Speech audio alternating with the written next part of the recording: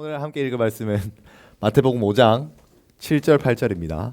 두 절밖에 안 되기 때문에 7절 8절 같이 한 목소리로 읽어봅시다. 큰 목소리로 읽어볼게요. 7절 8절 시작. 긍휼히 여기는 자는 복이 있나니 그들이 긍휼히 여김을 받을 것이미요. 마음이 청결한 자는 복이 있나니 그들이 하나님을 볼 것이미요. 아멘.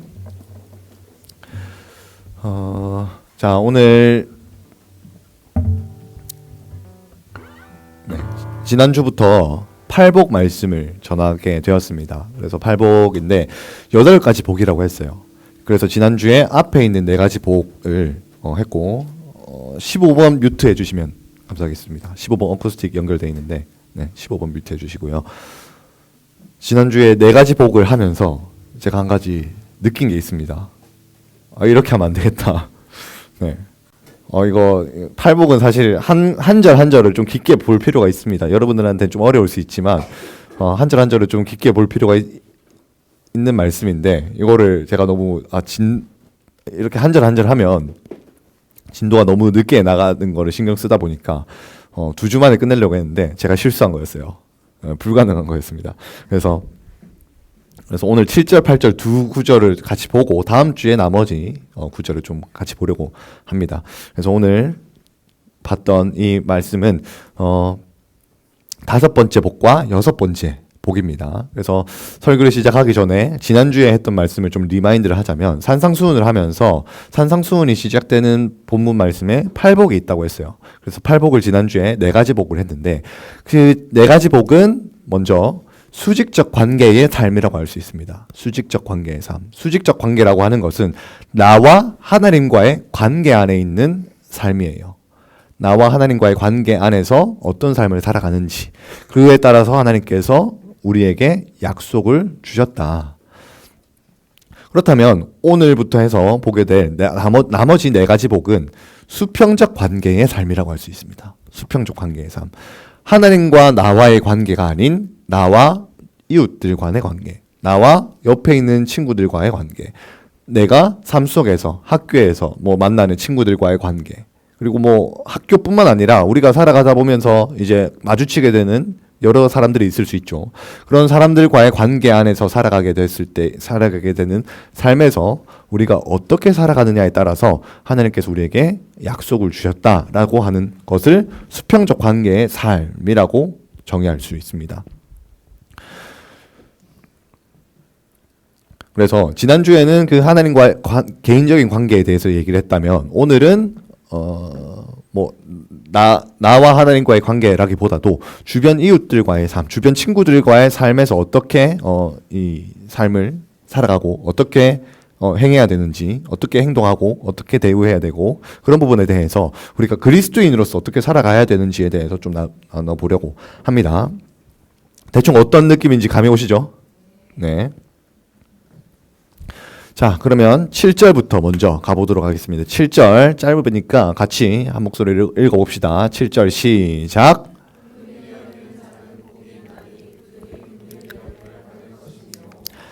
네, 긍휼히 여기는 자는 복이 있다라고 말씀하고 있는데 긍휼이 뭘까요? 긍휼.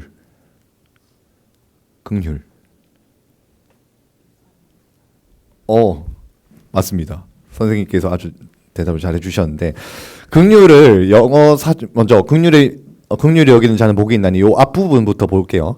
긍휼은 영어로 긍휼을 검색을 해보니까 이런 단어들이 있어요. pity, compassion, sympathy, 이런 단어들이 있더라고요. 그래서 사전적으로 보면 연민, 동정심, 공감 이런 게 긍휼이라고 이제 사전에 치니까 나오더라고. 그래서 약간 F가 높은 사람들이 저런 걸 잘하겠죠. 공감 잘하고. 다 T밖에 없어? 아닌 것 같은데. 자, 긍휼히 여긴다는 거는 사전적인 의미로는 연민을 느낀다, 공감을 해준다. 어떤 사람이 힘든 일을 겪었을 때 거기에 동정심을 느낀다. 동정심을 느끼고 연민을 느낀다는 거를 풀어서 설명하면 무슨 의미일까요? 네, 불쌍하다. 맞아요. 불쌍하게 여기는 마음이 긍휼히 여기는 마음이에요. 동정심, 연민 뭐 이런 것들이 결국에는 풀어서 쉽게 설명을 하자면 불쌍하게 여기는 마음이에요. 불쌍하게 여기는 마음. 그러니까 우리나라 사전으로 치니까 긍휼을 사전으로 이제 네이버 사전에 치니까 불쌍히 여겨 돌보아 주는 게 긍휼이라고 설명을 하더라고요. 사전에서는. 근데 말 그대로입니다. 긍휼이라는 게 말이 어려워서 그렇지 풀어서 쓰면 어떤 사람에 대해서 불쌍히 여기고 이제 연민을 느끼고 뭔가 이 사람이 하는 말에 내가 공감해주고 하는 게 긍휼이에요. 그런데 문제는 그래서 이런 것들을 F들이 잘할 것 같지만 근데 사실 제가 봤을 때 요즘에 MBTI에서 F들이 문제 중에 하나가 공감만 요구해요. 네, 저 T거든요. 전 T인데 T들이 F를 이해를 못하는 걸 공감을 못 해줘요. 그리고 자기들이 어떤 공감을 받기만 원해. 나만 그렇게 느끼나? 네, 농담입니다. 진담으로 하는 거 아니에요. 아무튼 그렇단 말이죠. 그래서 사람들이 막 공감을 해주는 게 중요하다, 뭐 사람들의 마음을 이해해주는 게 중요하다, 그래 마음이 중요하다 하는데 긍휼이라는 것은 그냥 그렇게 동정심을 느끼고 그렇게 불쌍하게 여기고 공감해주는 마음에서 끝나는 것이 아니라 그래서 우리가 공감을 해서 이 사람한테 뭔가 실제적으로 도움을 주고 이 사람을 불쌍히 여겨서 그 사람한테 내가 직접적으로 도움을 주는 것까지 포함되는 게 긍휼의 개념이에요. 네, 실질적으로 도와주고 뭐 구제해주고 뭐 그런 거죠. 자, 그러면 우리 신명기 15장 7절부터 11절 말씀인데 좀 깁니다. 오늘 이것도 본문보다 길어요. 기니까 저 한 절 여러분 한 절 돌아가면서 읽어봅시다. 7절부터 제가 먼저 읽을게요. 내 하나님 여호와께서 내게 주신 땅 어느 서급에서든지 가난한 형제가 너와 함께 거주하거든 그 가난한 형제에게 네 마음을 완악하게 하지 말며 네 손을 움켜쥐지 말고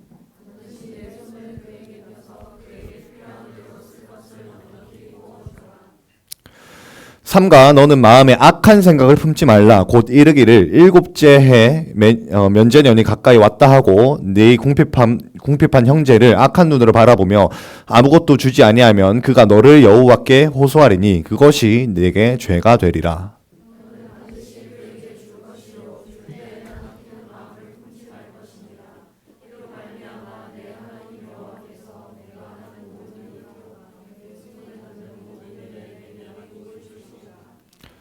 자, 11절 같이 읽어봅시다. 시작.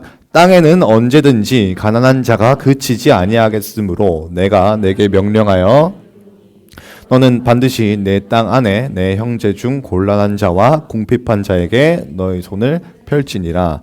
아멘. 저 혹시 요거 스크린 좀 올려줄래요? 네. 스크린이 약간 기울어가지고 안 맞습니다. 흰색 배경이라서 잘 보일 거예요. 자, 긍휼이 불쌍히 여기는 마음이라고 했습니다. 그 불쌍히 여기는 마음인데 단순히 그냥 불쌍히 여기고 이 사람의 아픔에 대해서 이해해주고 공감해주고 거기로 끝나는 게 아니라 이 사람이 불쌍히 여기는 모습, 불쌍한 어떤 이제 도움이 필요한 모습을 봤어. 그래서 내가 이 모습을 보니까 너무 이제 뭐 좀 도와줘야겠다라는 마음이 들어. 그러고 그냥 내 코가 석잔데 뭘 도와주냐 이러고 그냥 마는 게 아니라 힘든 게 있으면 도와주고 도움이 필요하면 도와주고 매점 갔는데 빵을 살 돈이 없다. 근데 얘가 너무 배고파한다. 그럼 빵 사주고 하는 거예요. 그것까지가 긍휼이 이제 얘기하는 겁니다. 15장 신명기 15장에서도 봤던 것처럼 지금 하나님께서 이스라엘 백성들에게 옛날에 말씀하셨어요. 네가 이제 어느 성읍에서든지 니네 동네에서든 어느 동네에서든지 네가 사는 곳에서 가난한 형제가 있다면 가난한 형제가 너와 함께 거주할 때에 너와 함께 살 때에 너와 같은 동네에 살 때에 네가 그 가난한 형제에게 네 마음을 완악하게 하지 마라. 완악하게 하지 말고 네 손을 움켜쥐지 마라. 그리고 네 손을 펴서 그에게 필요한 대로 쓸 것을 넉넉히 구워주라. 주변에 도움이 필요한 사람들이 있어요. 근데 그 사람들 모른 채 하지 말고 만약에 내가 이 사람한테 뭔가 막 물질적으로 도와줄 수 있는 여력이 있다. 근데도 이 사람의 어떤 궁핍한 거, 가난한 것을 보고 내 건데 내가 왜 이 사람을 도와줘? 이렇게 마음을 악하게 막 품지 말고 이 사람이 필요한 대로 넉넉히 구워주라가 빌려주라는 거잖아요. 빌려주라는 거예요. 그냥 주라고 하는 것이 아니라 빌려주래요. 물론 그냥 줄 수도 있겠지만 빌려줄 수도 있는 거죠. 그러니까 뭐 중요한 거는 도와주라는 거예요. 가난한 사람들이 있으면 도와줘라. 그리고 뭐 똑같은 얘기 반복하죠. 악한 생각을 품지 말라 뭐 하면서 아무것도 주지 아니하면 그가 너를 여호와께 호소하리니 도와줄 수 있는데도 내가 이 사람을 안 도와줘. 근데 이 가난한 사람이 그럼 안 도와준 그 도움을 받지 못한 그 가난한 사람이 하나님께 이 사람이 나를 도와줄 수 있는데도 안 도와주네요. 하나님 내가 어디서 어떻게 도움을 받을 수 있겠습니까? 막 이렇게 기도하면 하나님께서 이 기도를 들으신대요. 근데 이것이 문제는 죄가 된대요. 도와줄 수 있는데도 안 도와주는 것을 지금 성경에서는 죄가 될 수도 있다라고 얘기를 합니다. 도와줄 수도 있는데 충분히 도와줄 수 있는 상황에서도 도와주지 않는 것에 대해서 성경은 죄가 된다라고 얘기를 합니다. 그리고 반드시 그에게 줄 것이요 아끼는 마음을 품지 마라. 도와줄 때 내가 이 사람을 도와줄 때 도와줄 때 빵을 사주든 뭘 먹을 걸 사주든 밥을 사주든 할 때 아끼는 마음을 품지 말고 주라. 네가 할 수 있는 대로 도와주라. 무슨 말인지 지금 이해되죠? 이게 긍휼의 마음이고 긍휼을 실천하는 겁니다. 성경에서 말하는 긍휼이에요. 그러면서 11절에 말하기를 땅에는 우리가 살아가는 이 세상에는 언제든지 가난한 사람이 끊이질 않는데요. 가난한 자가 그치지 아니하겠으므로 내가 내게 명령하여 이르노니 너는 반드시 땅 안에 네 곤란한 자와 궁핍한 자에게 네 손을 펼지니라.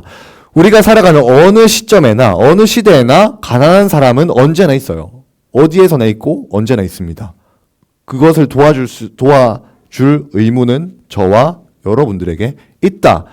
예수 믿는 우리들에게 있다라고 지금 성경은 얘기하고 있는 겁니다. 이해가 되십니까? 이해가 되시죠? 이것이 긍휼이에요. 네. 그래서 물론 마음도 없는데 막 뭔가 해주고 막 꼭 그렇게 해야 되냐? 이건 좀 이따 얘기하겠지만 기본적으로 성경은 우리가 가난한 사람들, 물론 여기서 가난한 사람이라고 콕 집어서 얘기했지만 꼭 가난한 사람들만 있진 않을 거예요. 실제로 도움이 필요한 사람들이 물질적으로 도움이 필요한 것 외에도 상황적으로 도움이 필요한 사람들이 있을 수 있잖아요. 그런 사람들에게 우리가 도움을 주고 도움을 주고 내가 이 사람을 위해서 헌신하고 희생하는 것, 이런 것을 성경에서는 강조하고 있다라고 얘기를 할 수 있습니다. 그래서 구약에서만 이런 얘기를 하는 것이 아니라 신약 시대에서도 이런 얘기를 똑같이 해요. 요한일서 17절 18절인데 같이 17절 18절 읽어봅시다. 시작.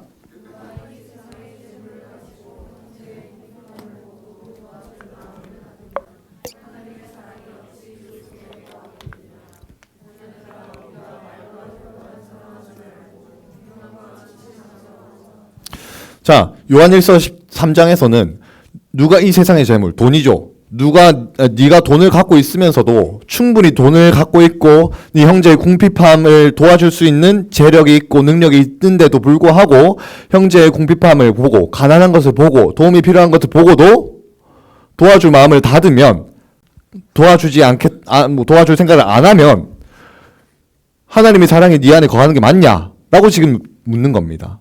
지금 이 말씀은 교회 안에 하는 이야기거든요. 세상 사람들한테 네가 도와주라 이렇게 얘기하는 게 아니라 교회 안에 가난한 사람들이 있어요. 가난한 사람들이 있는데 네가 교회 안에 형제님, 자매님 이렇게 하면서 내 형제다. 주님 안에서 우리 하나다. 주님 안에서 우린 모두 다 하나 형제고 자매다. 이렇게 얘기를 하면서도 막상 예를 들면 민재가 지금 한 3일 굶었어.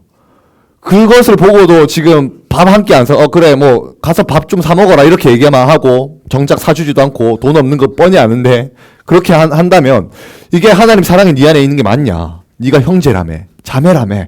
근데 네가 충분히 사줄 수 있는데도 사주지도 않고 그러니까 이게 맞냐라고 얘기를 하는 거예요.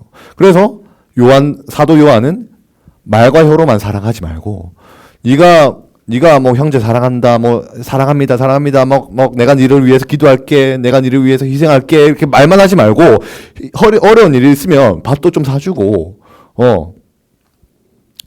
그래 민재가 한 3일 굶었어. 그러면 밥도 사주고, 누가 막 도움이 필요해. 그럼 또 도와주고 그렇게 하는 게 교회 안에서 행해야 할 사랑이다라고 얘기를 하는 겁니다. 그것이 곧 긍휼이다라고 얘기를 하는 겁니다. 이해가 되시죠? 네. 그래서 여러분들 수련회 할 때 여러분들 옆에 있는 친구들이랑 껴안고 막 손잡고 부둥켜 안고 펑펑 울면서 기도하는 모습 아주 잘 봤습니다. 네, 아주 잘 봤어요. 그래서 이제 이 말씀이 여러분들에게는 하나의 씨름거리가 될 겁니다. 과제가 될 거예요. 그냥 말과 혀로만 막 사랑한다, 내가 너를 위해서 기도한다 이걸로 끝날 것인지, 아니면 진짜 도움이 필요한 지체가 있을 때에 실제로 도와주고 그렇게 긍휼을 베풀 것인지, 이것이 어떻게 보면 저에게도 마찬가지지만 우리 모두에게 주어진 과제라고 할 수 있을 것입니다. 제가 최근에 인스타 보다가 요거 본 사람 있는지 모르겠는데, 인스타 보다가 이런 게시물을 하나 봤어요. 요즘 교회 청년부 근황 해가지고 뭐 직업이 배달원이나 백수거나 이러면 사람들이 가까이 안 간대. 그러고 막 이제 대기업에 다니거나 뭐 공기업에 뭐 이제 직장이 좋은 사람들, 뭐 이런 사람들, 좀 잘 나가는 사람들, 이런 사람들이랑은 친해지려고 하고 한마디 막 더 걸어보려고 하고. 네. 우리들은 안 그럴 줄로 믿습니다. 아무튼 이런 교회가 있나 봐. 그러니까 교회 안에서도 지금 사람들 안에서 이제 뭐 좀 가난하다, 좀 얘 좀 뭐 별 볼 일 없다 그러면 막 무시하고 쌩까고 그렇게 하는데, 이제 잘 나가는 사람들, 돈 잘 버는 사람, 이런 사람들한테만 이제 친해지려고 하는 이런 모습들이 어떻게 보면 이것이 긍휼히 여기는 마음이 없는 겁니다. 긍휼히 여기는 마음이 없고 오히려 차별하는 거죠. 잘못된 교회의 모습이죠.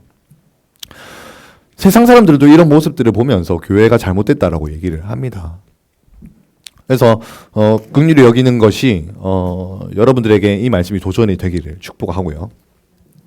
생각보다 시간이 많이 가서 빠르게 해보겠습니다. 긍휼히 여김을 받을 것이요 라고 얘기를 했는데, 긍휼히 여김을 받는다는 것은 이거는 다른 사람이 우리를 긍휼히 여긴다라는 말보다도 하나님이 우리를 긍휼히 여겨주신다라는 말이에요. 하나님이 우리를 긍휼히 여겨주신다.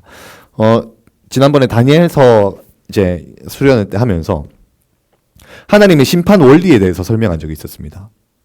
하나님의 심판 원리. 기억나는 사람? 네. 하나님의 심판 원리가 있는데, 하나님이 우리가 살아가다 보면, 살면서 하나님께서 우리를 징계하실 때도 있어요. 혼내실 때도 있다고요. 근데 궁극적으로 우리가 모든 사람들이 다 죽고 나서 하나님의 그 심판대 앞에 서게 됩니다. 그 하나님께서 재판장으로 앉아 계시고 거기 우리가 이제 피고인으로 서게 되는데, 그때 우리가 하나님께서 이제 재판하실 때에 우리가 어떻게 했는지에 따라서 우리의 심판이 결정되기도 해요.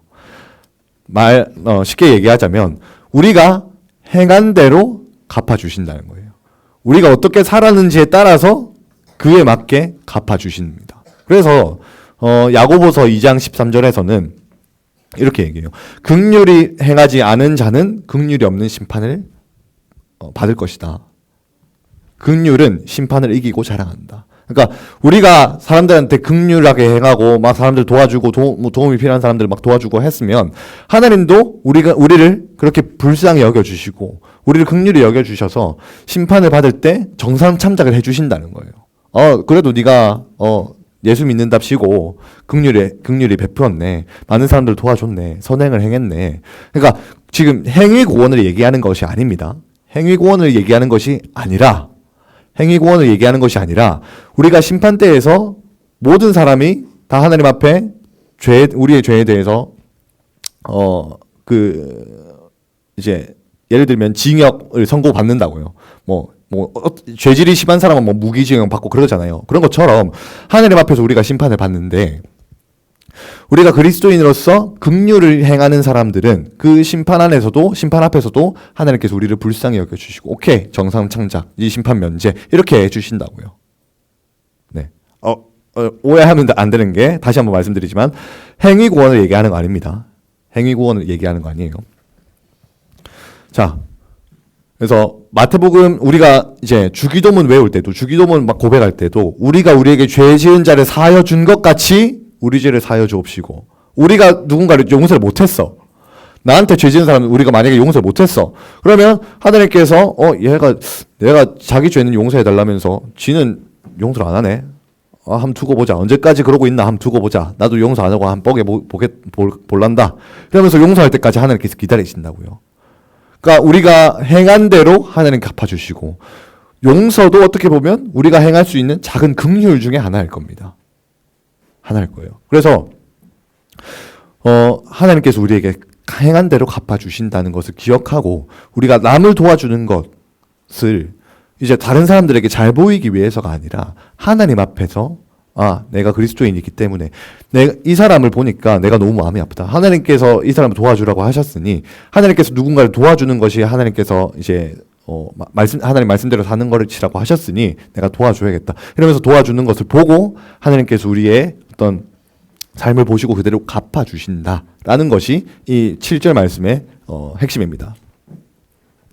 그러면 누구에게 요거 너무 시간이 오래 걸리네. 자, 이거는 아까 신명기 15장 그리고 요한일서 3장 읽었던 것처럼 교회 안에서 우리가 행해야 할 긍휼이기도 합니다. 그런데 산상수훈 자체가 이제 제자들을 대상으로 우리를 대상으로 말씀하시는 거긴 하지만 교회 안에서만 이 말씀을 지켜라라고 하시는 것이 아니라 교회 안에서만 지켜라라고 하는 것이 아니라 우리가 세상 속에 나아갔을 때도 여러분들이 학교 갔을 때도 거기서도 이 말씀대로 살아라라고 하신 거예요. 그래서 너희는 세상의 빛이다. 너희는 세상의 소금이다. 이렇게 하신 것 자체가 교회 안에서만 니네가 소금으로 살고 교회 안에서만 빛으로 살아라가 아니라 니네가 학교에 가서도 빛으로 살고 학교에 가서도 소금으로 살고 그렇게 긍휼을 행하면서 살아라 라고 말씀하신 거죠. 그래서 이 긍휼이 여기는 자는 복이 있다. 이 말씀은 우리가 누구에게 긍휼을 베풀어야 하느냐라고 했을 때 교회 안에서만 행해야 될 문제가 아니라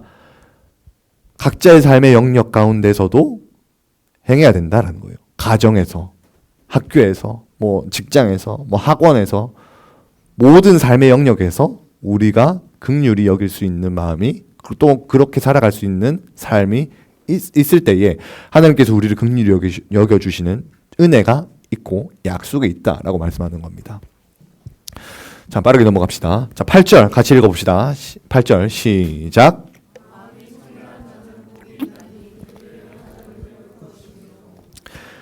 네, 마음이 청결한 자는 복이 있나니 라고 했는데 이 마음이 청결하다는 게 청결이 뭔 것 같아요? 청결. 네, 청결. 긍휼보다 쉬울 텐데 청결은 말 그대로 깨끗하다라는 의미입니다. 깨끗하다. 마음이 깨끗한 사람은 복이 있다라고 얘기를 하는데 그럼 마음이 깨끗하다는 거는 시간 관계상 질문은 생략하겠습니다. 마음이 깨끗하다는 건 말 그대로 어떤 느낌인지는 알겠죠. 마음이 깨끗하다는 거. 네, 간략하게 얘기를 하자면 먼저는 죄에서 자유로운 거예요. 다시 말해서 우리 마음속에 죄가 없다는 거. 그리고 도덕적으로도 이제 문제가 없는 그런 마음을 얘기합니다. 그래서 결국에는 이런 것들이 선한 양심으로 생각할 수 있겠죠. 그리고 더 나아가서 도덕적으로 이제 문제가 없는 도덕성이 바르게 잡혀 있고 쉽게 말해서 개념이 제대로 잡혀 있는 사람, 윤리관이 제대로 잡혀 있는 사람, 더 나아가서 도덕성, 윤리관 이런 걸 더 뛰어넘은 수준으로 가치관이라든지 세계관이라든지 이런 정신세계가 이 마음 상태가 굉장히 좀 깨끗하고 순수하고 이런 사람들을 얘기할 수 있을 것 같습니다. 근데 우리가 단순히 내 힘으로 마음을 깨끗하게 하는 것이 아니라 그래서 우리가 수양하고 도 닦고 그렇게 하는 것이 아니라 히브리서 9장 14절 말씀을 같이 한번 읽어봅시다. 히브리서 9장 14절 시작. 하물며 영원하신 성령으로 말미암아 흠없는 자기를 하나님께 드린 그리스도의 피가 어찌 너희 양심을 죽은 행실에서 깨끗하게 하고 아멘. 이 말이 좀 어려운데 간단하게 얘기하면 그리스도의 피, 예수님의 피가 어찌 너희 양심을 죽은 행실에서 깨끗하게 하지 못하겠느냐 라는 얘기입니다.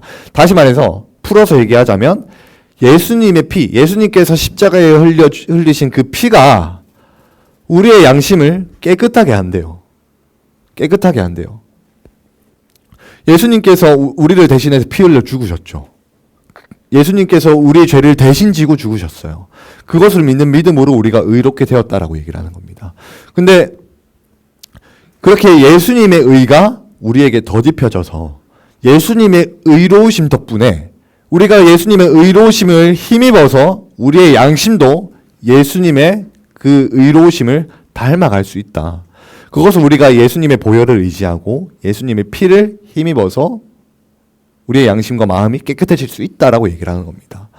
우리 스스로 마음이 깨끗해지고 선한 양심을 가지고 할 수 없어요. 그렇지 않아요? 그렇지 않나요? 예를 들면 뭐 식탐, 과자가 있다. 과자가 있다. 이제 저 기숙사에 살면 기숙사 이제 학교에서 기숙사에 지내다 보면 이제 당이 굉장히 땡겨요. 그래서 과자를 자주 사 먹게 됩니다. 근데 먹다 보면 이제 몇 개 안 남았어. 몇 개 안 남았는데 이제 룸메이트들도 같이 있고 하는데 몇 개 안 남았으면 이거를 룸메이트를 줄까 내가 먹을까 이렇게 고민을 한단 말이죠. 그래서 그러다가 이제 그래 룸메는 뭐 내 과자 안 주고 지 혼자 다 먹었으니까 이거 나 혼자 다 먹어야 약간 이렇게 될 때도 있어요. 그러니까 사소한 거지만 이런 것조차도 우리는 때로는 이런 이기심조차도 우리한테 남아 있단 말이죠. 그러니까 우리 스스로 우리 마음과 양심이 깨끗해지기는 힘들어요. 어려워요. 불가능합니다. 하지만 우리가 예수님의 그 의로우심을 힘입어서 예수님의 그 보혈을 힘입어서 우리의 양심이 깨끗하게 씻겨졌다라고 성경은 얘기하는 겁니다. 그래서 우리가 마음이 깨끗해진다, 우리의 양심이 선한 양심을 가지게 된다는 것이 우리의 힘이 되는 것, 우리의 힘으로 되는 것이 아니라 하나님의 은혜와 그 예수님의 의로우심을 날마다 더집어가면서 되는 거예요. 무슨 말인지 약간 어렵죠? 그리고 마찬가지로 이 마음이 깨끗해진다는 것 역시도 그냥 마음 상태로 끝나는 것이 아니라 우리의 마음 상태에 따라서 우리의 삶이 나타나요. 우리 마음 상태가 어떤지에 따라서 막 나타난다고요. 내가 만약에 막 얘가 좀 너무 야위었다. 얘가 밥을 안 사주면 안 될 것 같다. 막 이렇게 해가지고 이렇게 막 마음만 있어. 근데 뭐 행동을 안 해. 그러면 이게 방금 얘기했던 것처럼 아까 얘기했던 것처럼 이제 말과 혀로만 하는 사랑이라고 했잖아요. 그런 것처럼 마음이 깨끗한 것 역시도 우리의 삶으로 나타납니다. 우리의 삶으로 나타나요. 시편 15편인데 별로 길지 않으니까 5절밖에 안 돼요. 그래서 같이 한번 돌아가면서 읽어봅시다. 1절부터 제가 읽겠습니다. 여호와여 주의 장막에 머무를 자 누구오며 주의 성산에 사는 자 누구오니까.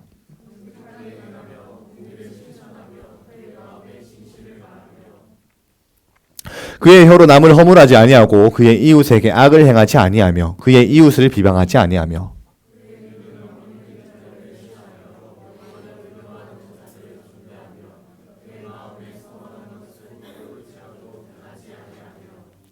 자, 5절 마지막 같이 읽어봅시다. 시작. 이자를 받으려고 돈을 꾸어주지 아니하며 뇌물을 받으려고 무지한 자를 행하지 아니하며 행하는 자는 영원히 흔들리지 아니하리라.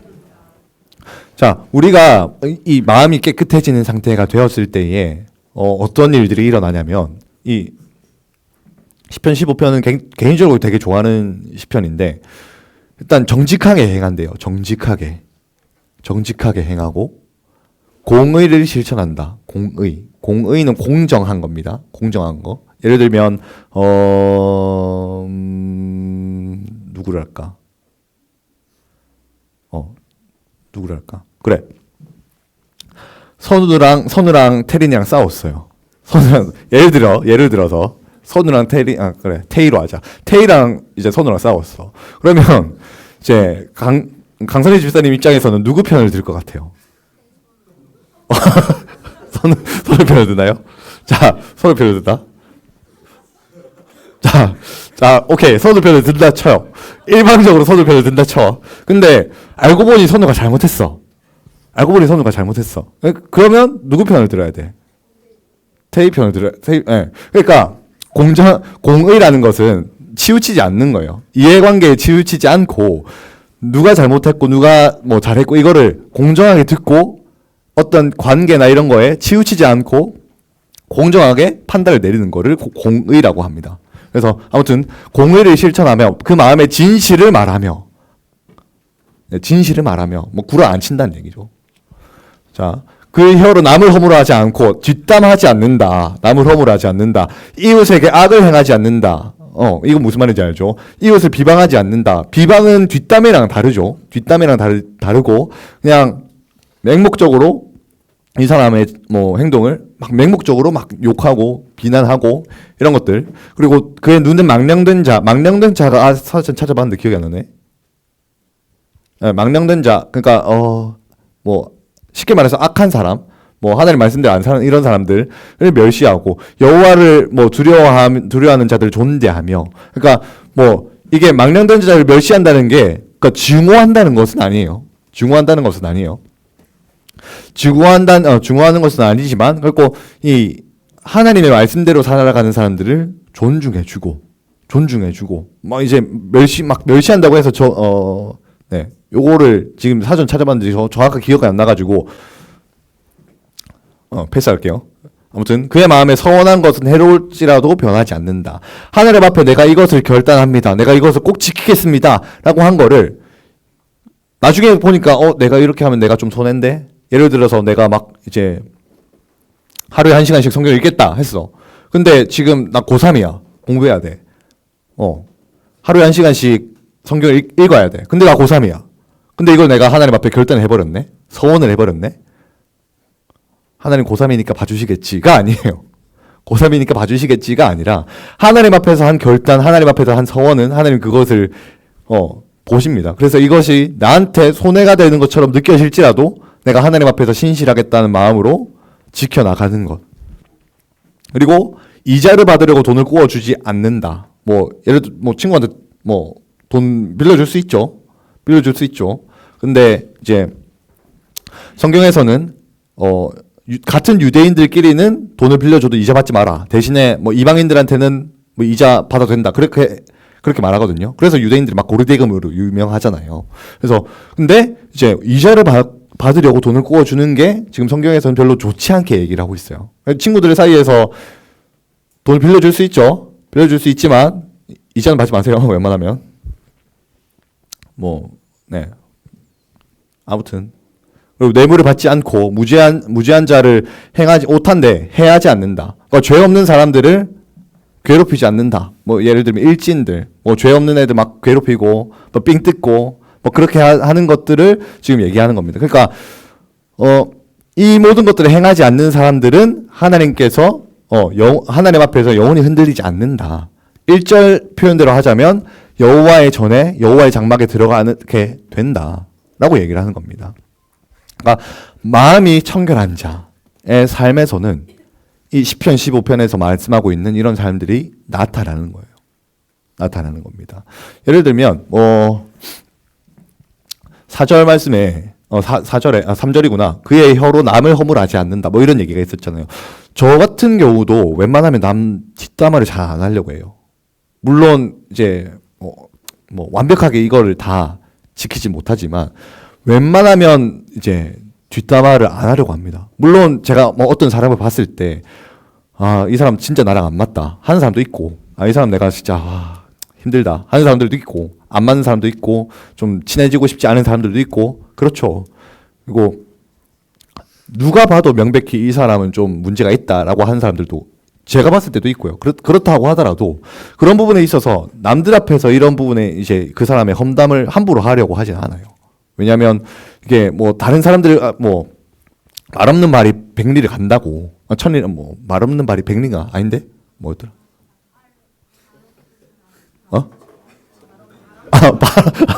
미안합니다. 발 없는 말이 발 없는 말이 어디까지 간다 했지? 천리를 간다고. 네. 지금 정신이 없네요. 아무튼, 어떻게 얘기해도 결국 누군가 듣더라고요.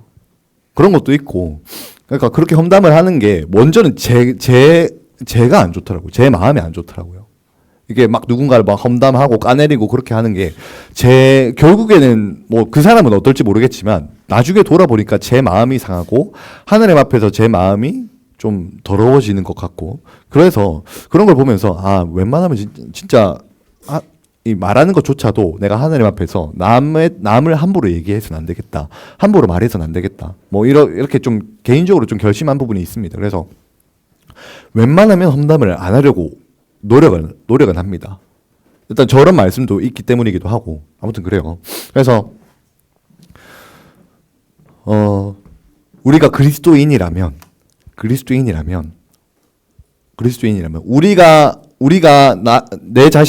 내가 내 자신의 모습을 봤을 때 부족한 모습이 보일 수 있습니다. 또 옆에 있는 친구들의 모습을 봤을 때 부족한 모습이 보일 수도 있어요. 옆에 한번 둘러볼까요? 네, 둘러볼까요? 한번 네. 네, 축복해 줍시다. 자, 부족한 모습이 보일 수 있지만 주님이 우리를 의롭다고 말씀해 주시고 있습니다. 하나님이 우리를 의롭다고 하신 거는요, 그냥 비유적인 것이 아니에요. 상징적인 것이 아니에요. 법적인 효력에 있는 말씀입니다.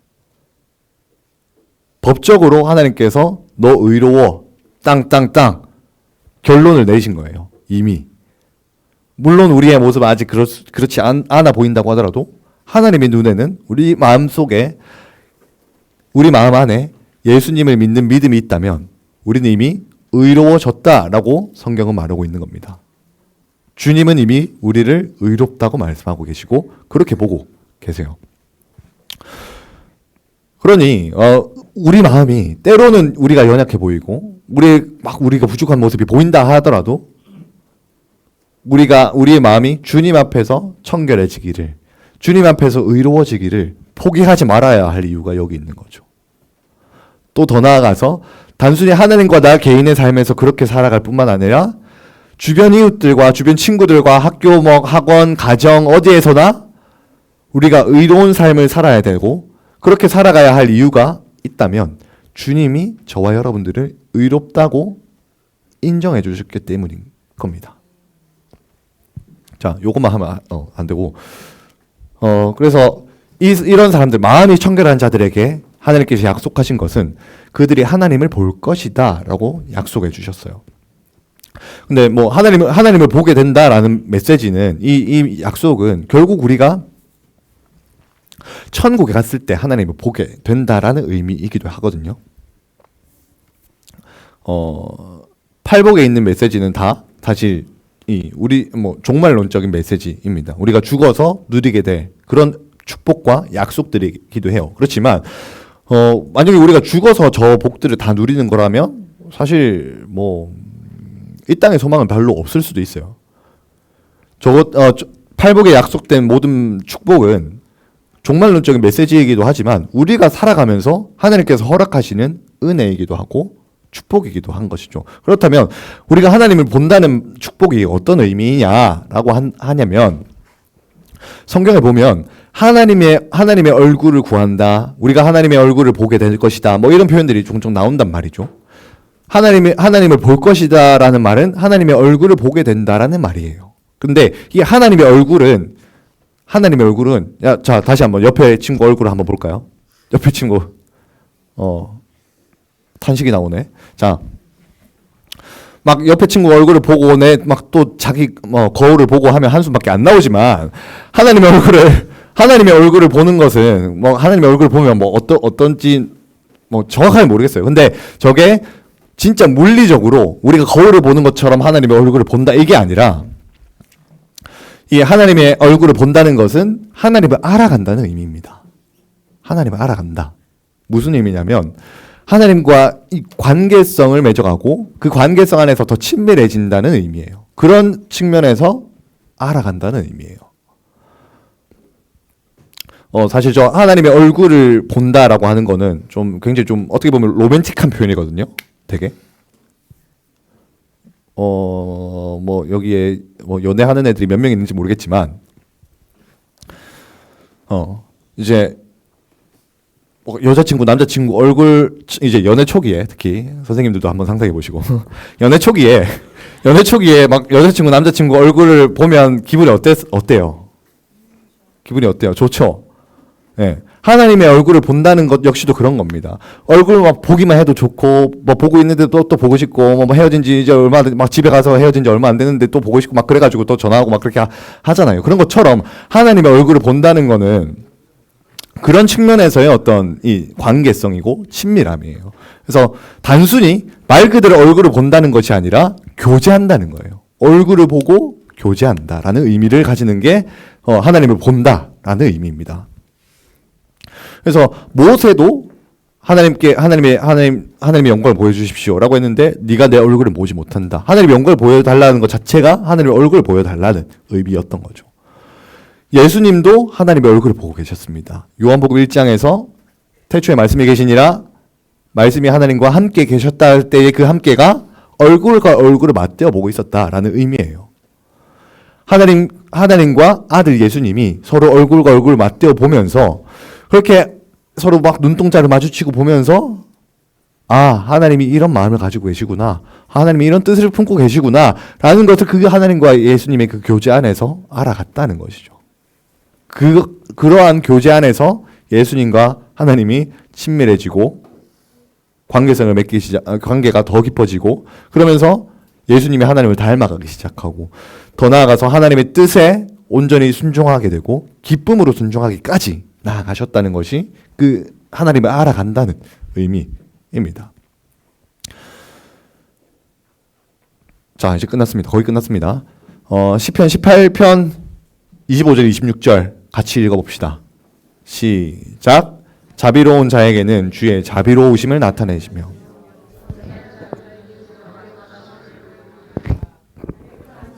주의 깨끗하심을 보이시며 사악한 자에게는 주의 거스르심을 보이시나니. 자, 우리가 어떻게 살아가느냐에 따라서 아까 심판 원리에 대해서 얘기를 했는데 심판 원리가 행한 대로 갚아주신다라고 얘기를 했죠. 여기서도 마찬가지입니다. 자비로운 자에게는 하나님께서 자비롭게 살아간 사람에게 자비를 베푸시고 또 뭐냐?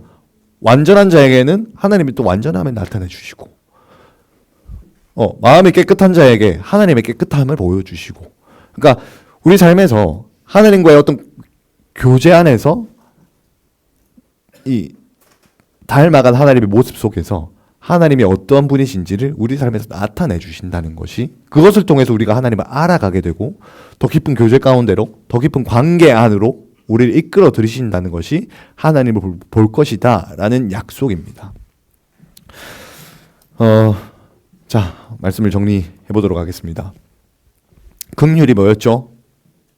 긍휼. 네, 불쌍히 여기는 마음에서 끝나는 것이 아니라 불쌍히 여기고 사람들을 구제하고 도와주고. 근데 순서 왜 이러냐? 근데 막 모든 사람을 다 해줄 수는 없을 거예요. 막 이제 불쌍한 사람들 도와주려면 사실 뭐 어떻게 우리가 다 할 수 있겠어요? 니네가 용돈 받으면서 살아가는데 용돈 뭐 한 달에 많아봤자 얼마야? 30만 원 되나? 30만 원 안 돼? 뭐 일주일에 10,000원. 뭐 일주일에 10,000원이야? 5,000원? 그래 일주일에 5,000원 받고 살아가는데 사실 누가 누구를 도와? 누가 누구를 도와? 그러니까 누구 돕다가 빚쟁이 되겠다. 빚만 지고 막 그렇게 된단 말이죠. 그러니까 우리가 모두를 도울 수는 없어요. 그렇지만 우리가 우리 삶 속에서 누군가에게 특별히 좀 마음이 가는 사람들이 있을 수 있습니다. 이 사람 내가 도와줄 수밖에 안 도와주면 안 될 것 같다라고 그렇게 이제 마음이 생길 때가 있어요. 성령님께서 여러분들에게 마음을 콕콕콕 찌르시면서 얘 도와줘야 돼. 얘 신경 쓰이는 애가 계속 생기고 이런 것들이 우리가 그런 사람들을 도와줘야 된다라는 어떤 하나님의 사인일 수 있거든요. 그러니까 막 다 도와줄 수는 없다 하더라도 우리가 도와줄 수 있는 대로 도와주는 것. 이것이 우리가 행할 수 있는 긍휼입니다. 그리고 이 긍휼이 여기는 삶을 살아가는 것이 그냥 억지로 하는 것이 아니라 누가 시켜서 누가 막 해라 해서 하는 것이 아니라 성령의 감동 안에서 우리가 자발적으로 하는 거예요. 자발적으로 하는 거. 그렇다고 자발적으로 하라고 했으니까 막 마음을 완악하게 하지 말고, 네, 성령의 감동 안에서 하나님의 뜻 안에서 긍휼히 베푸는 삶을 살아가시길 축복합니다. 마음이 청결한 자는 복이 있다라고 말씀하셔서 순서가 계속 자 선한 양심을 가지는 것, 선한 양심을 가지고 이제 막 성경적으로 가치관이나 세계관이나 이런 뭐 도덕관이나 뭐 윤리관이나 이런 것들을 세워가는 것 역시도 선한 양심, 뭐 청결이라고 할 수 있습니다. 이것을 우리의 어떤 힘으로 우리 마음을 깨끗하게 한다거나 세워가는 것이 아니라 예수님의 보혈과 하나님 말씀으로 날마다 우리의 삶을 비추는 겁니다. 비추는 겁니다. 우리가 하나님 뜻대로 살아가는 것이 어디서 볼 수 있겠어요? 막 인문학 책 보고 자기개발서 보고 뭐 국사책 보고 과학책, 수원, 수투책 본다고 거기서 우리가 뭐 어떻게 하면 뭐 이 사람들을 하나님 뜻대로 살아갈 수 있을까 보여요? 수투책에서 보이냐고. 안 보인다고. 지구과학책에서 보여요? 안 보인다고. 어디서 하나님 뜻을 발견할 수 있어요? 말씀입니다. 말씀. 그래서 자, 이 말씀 안에 말씀을 읽는 게 단순히 막 말씀 많이 읽는 게 단순히 성경 지식을 쌓는 것이 아니라 미안합니다. 성경 지식을 많이 쌓는 것이 아니라 말씀은 하나님의 영으로 감동된 사람들에 의해서 쓰여졌기 때문에 우리가 말씀을 읽을 때에 성령님이 우리의 마음 가운데 운행하시기 시작합니다. 우리의 지각을 여시기도 하시고요. 우리의 뭐 이해력을 돕기도 하시고요. 성경을 읽는 것이 어떻게 보면 우리가 하나님 얼굴 앞에 앉아 있는 겁니다. 우리가 어떻게 하나님을 보겠습니까? 볼 수 없죠. 그렇지만 우리가 이 성경에 막 눈을 받고 있을 때 그것이 어떻게 보면 하나님과 내가 눈을 마주치면서 교제하는 것과도 같을 수 있다라는 말씀을 여러분들에게 드리고 싶습니다. 그래서 여러분들이 이렇게 긍휼히 여기는 삶, 그리고 마음이 청결해지는 삶을 통해서 내 힘으로 뭔가 이것들을 행해 나가는 것이 아니라 하나님과의 관계 안에서 이러한 마음이 청결해지는 은혜와 또 긍휼한 삶을 살아가는 그런 은혜가 있기를, 더 나아가서 이 말씀들에게 약속된 그런 약속들이 여러분들의 삶에 이루어지는 그런 은혜가 있기를 주님의 이름으로 축복합니다. 은혜야. 자지 말고 눈 크게 뜨고. 그래서 찬양팀 나와주시고 마지막으로 결단 기도 했으면 좋겠습니다. 그래서 들었던 말씀을 가지고 기도하실 때에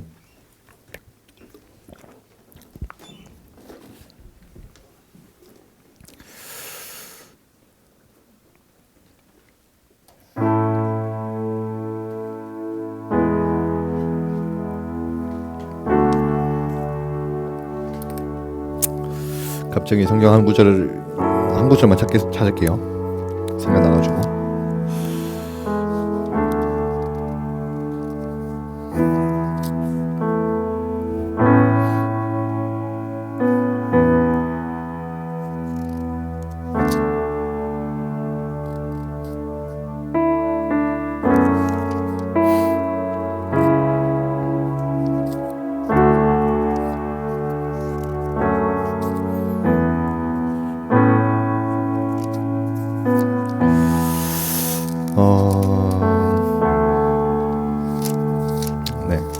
미안합니다. 시간. 성경에 보면 이제 하나님께서 자 성경 앞에 보자. 성경에 보면 하나님께서 우리에게 새 영을 부어 주신다고 말씀하셨습니다. 새 영을 부어 주시겠다. 구약에서 말씀하신 그 새 영은 결국 우리에게 성령을 부어 주시겠다는 말씀이거든요. 새 영을 부어 주어서 우리의 굳은 마음을 부드럽게 하고 우리의 딱딱한 마음을 제하해서 하나님 말씀대로 살아갈 수 있는 마음을 주겠다라고 말씀하셨어요. 우리가 하나님 말씀대로 살아갈 수 있는 것은 성령 안에서만 가능합니다. 우리의 노력으로 한두 번은 가능하겠지만 평생을 그렇게 살아갈 수는 없어요. 그렇기에 성경은 끊임없이 성령을 부어주시겠다라고 약속하셨고 새 영을 부어주시겠다라고 말씀하셨습니다. 그래서 이 시간 같이 기도하실 때에 오늘 들었던 말씀을 기억하시며 기도하실 때 하나님 다시 한번 우리 내 마음 가운데 새 영을 부어주십시오. 하나님의 영이신 그 성령을 우리 마음 가운데 부어주십시오. 그래서 다시 한번 우리가 하나님 앞에서 의롭다 칭함받은 그 주님의 의를 덧입어서 하나님 말씀대로 살아갈 수 있는 그런 은혜 우리에게 허락하여 주시고 날마다 성령의 인도하심을 따라서 살아갈 수 있도록 우리의 삶에 은혜를 베풀어 주십시오 라는 기도 제목 가지고 같이 기도하셨으면 좋겠습니다. 주여 부르고 함께 기도하도록 하겠습니다. 기도합시다. 주여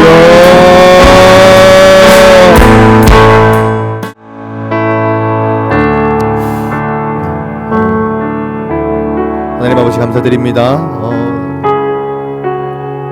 주님께서 우리에게 주신 그 은혜를 우리가 잊지 않기를 원합니다. 하나님께서 우리에게 의롭다 칭하시고 그 의를 따라서 살아갈 수 있는 은혜를 우리에게 허락하셨는데 우리가 이 믿음을 성령으로 시작하여서 육체로 마치지 않고 성령으로 시작하여서 성령으로 마칠 수 있는 은혜를 허락하여 주옵소서. 그래서 날마다 우리가 성령 안에서 하나님께서 말씀하신 그 말씀을 따라서 긍휼히 여기는 삶, 그리고 우리가 날마다 마음이 청결해져서 그 선한 양심을 따라서 살아갈 수 있는 그리스도인의 삶을 살아가고 또한 그 뒤에 있을 주님의 약속을 소망하는 마음으로 살아갈 수 있도록 주님 은혜 베풀어 주옵소서.